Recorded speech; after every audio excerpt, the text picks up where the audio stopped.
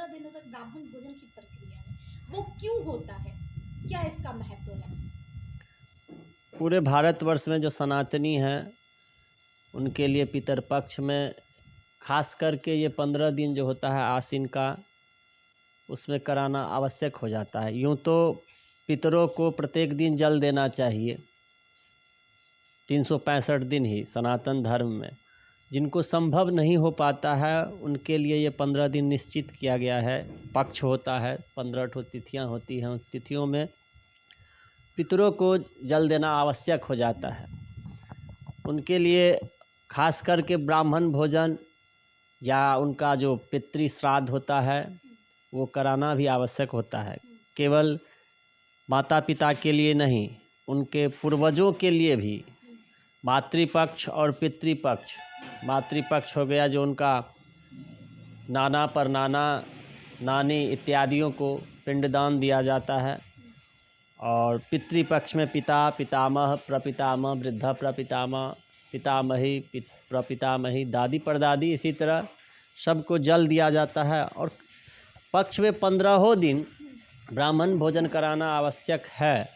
संभव हो तो 15 दिन कराना चाहिए, इसलिए कि किसी न किसी का, हमारे पूर्वजों का पक्ष में प्रतिपदा से लेके और 15वां दिन तक जो अमावस्या और होता है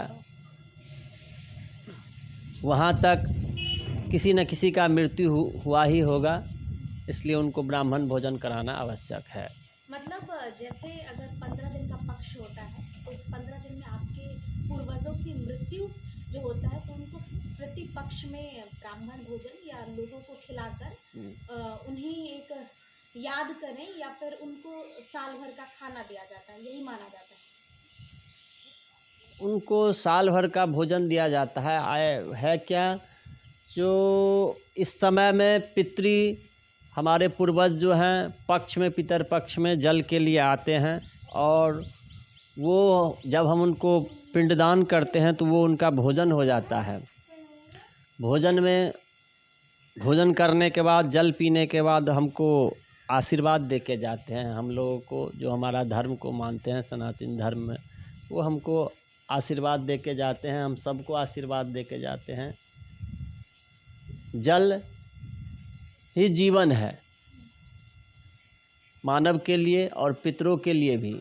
जल विहीन वो, जब हम वो यहाँ से जाते हैं तो जल विहीन प्रदेश में जाते हैं, अन्न विहीन प्रदेश में जाते हैं। इसलिए जब तक हम उनके वंशज हैं, उनको जल नहीं देंगे, अन्न नहीं देंगे, तब तक उनको नहीं पहुँच पाएगा।